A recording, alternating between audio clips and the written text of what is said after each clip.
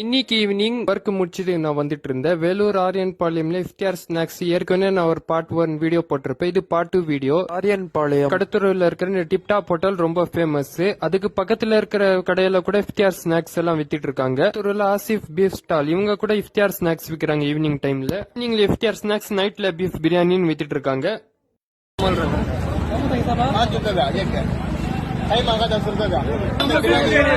एक 5 रुपए का